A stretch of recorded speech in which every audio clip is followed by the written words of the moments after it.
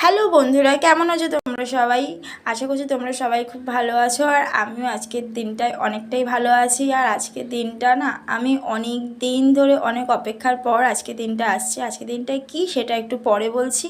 তো এখন আমি সকাল সকাল স্নান টান করে চলে এসেছি আমার বাবিনকে স্কুল থেকে বাড়ি নিয়ে যেতে। এখন বাজে সকাল 10টা। তো আমি এখন বাবিনকে স্কুল থেকে ডিরেক্ট নিয়ে যাব আমার যেখানে যাওয়ার সেইখানেই। তো এইটা হচ্ছে আমাদের নতুন বাড়ি হচ্ছে, যেটা আমরা নতুন করে ভেঙে আবার করছি। তো আজকে হচ্ছে আমাদের বাড়ির ছাদ ঢালাই। তো এখানে পুজো দেবো ওপরে, সেই জন্য আজকে আমি শাড়ি পরেছিলাম। আর এখানে যারা ঢালাই করবে আর আমাদের যারা মিস্ত্রি কাকারা কাজ করছিল তাদেরকেও আজকে দুপুরে খাওয়া দাওয়া করাবো। তো এই কারণে আমি রান্না করব আজকে। আর আমার শাশুড়ি মা আমাকে হেল্প করেছিল অনেকটাই, মানে সবাই করেছিল, আমি, আমার বর, শাশুড়ি, বোন, আমরা চারজন মিলেই টোটাল রান্নাবান্নাটা করেছিলাম। তো আমরা এখন যাচ্ছি আমাদের ছাদ ঢালাইয়ের আগে ওপরে নাকি পুজোটা দিতে হয়। তো এর জন্য আমি আগে ওপরে যাব, তারপর ওই মাকে ডেকেছিলাম ওপরে যাওয়ার জন্য। তো উনিও আসছিল, কারণ আমি তো সেভাবে কিছু জানি না কি করতে হবে না করতে হবে, ওই জন্যই ডেকেছিলাম যে তুমিও একটু বলে দেবে, ওই কারণে। তো রাজা ওখানেই দাঁড়িয়েছিল। আর ওই যে সব মিষ্টি ঘট, তারপর যে পুজোটা দেবে যে মিস্ত্রি, হেড মিস্ত্রি, তাকে দিয়ে নাকি দেওয়াতে হয়, সে করলেই হয়ে যায়। এটা আমি শুনেছি মানে সবাই তাই বলেছে।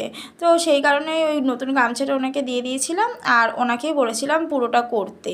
আর উনি সেটাই করছিল, সব কিছু জোগাড় ছোগাড় করছিলো। আর যে এখানে রড ঠড পড়ার মানে ঢালাইটা ফেলার আগেই পুজোটা দিতে হয়, ওই জন্য মধ্যিখানে ওটা বসিয়ে তারপরে ওরা সব কিছু জোগাড় ঠোগাড় করছিল। আর এই কারণে আমি বললাম কথাটা যে আজকে দিনটা আমার কাছে অনেকটাই স্পেশাল, কারণ এই দিনটা আমি অনেক দিন ধরে এই দিনটার জন্য ওয়েট করেছি যে কবে আমাদের ছাদের বাড়ি হবে। আগে আমাদের ওখানে সবার ছাদের বাড়ি ছিল, শুধু একমাত্র আমাদের টিনের ছিল। তারপর থেকেই আমি ভাবতাম যে কবে করব এরকম। সে ফাইনালি আজকে সেই দিনটা হলো।